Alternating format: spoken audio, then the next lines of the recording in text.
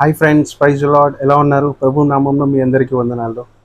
చూడండి, దేవుడు మన యందు ఎన్నో గొప్ప గొప్ప కార్యాలు, ఆశ్చర్య కార్యాలు మన యందు చాలా చేశాడు. కానీ ఒక్కోసారి కొన్ని వాటికి మనకు అనిపిస్తుంది ఏంటిదనంటే, నిజంగా ఆయన నా ప్రార్థనలను ఆలకిస్తున్నాడా?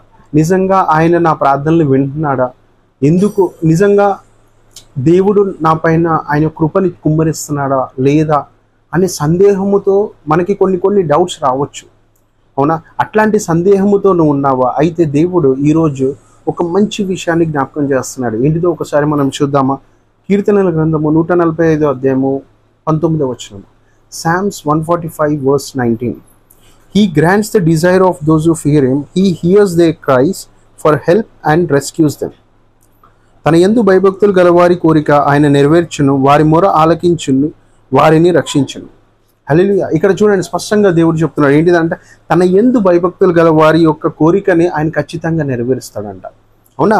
వారి మొరని ఆలకించి వారి మొరని ఆలకించి వారిని రక్షిస్తాడంట. అంటే ఇక్కడ స్పష్టంగా నీకు ఆయన యందు భయము భక్తి ఉంది కాబట్టి ఖచ్చితంగా నువ్వు ఏదైతే డిజైర్గా ఉన్నావో, నువ్వు ఏదైతే ఆశ కలిగి ఉన్నావో, నీ జీవితంలో ఏవైతే అనుకుంటున్నావో, ఏంటి నా జీవితంలో ఇలా అయితే బాగుండు, దేవుడు పలానా కార్యం చేస్తే బాగుండు, దేవుడు నా పట్ల పలానా మంచి జాబ్ ఇస్తే బాగుండు, నాకు పిల్లలు ఇస్తే బాగుండు, నా భర్తను మారిస్తే బాగుండు, నా పిల్లలు మారిస్తే బాగుండు, నా కుటుంబాన్ని మారిస్తే బాగుండు అని అనుకుంటున్నావు కదా.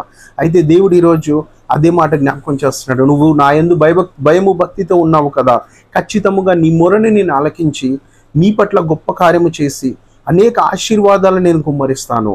అందుకోసమే దిగులు పడకు, ధైర్యముగా ఉండు.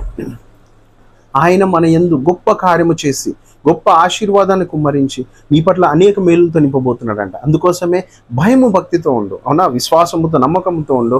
ఆయన నీ పట్ల గొప్ప కార్యాలు చేయబోతున్నాడు. ఆమేన్.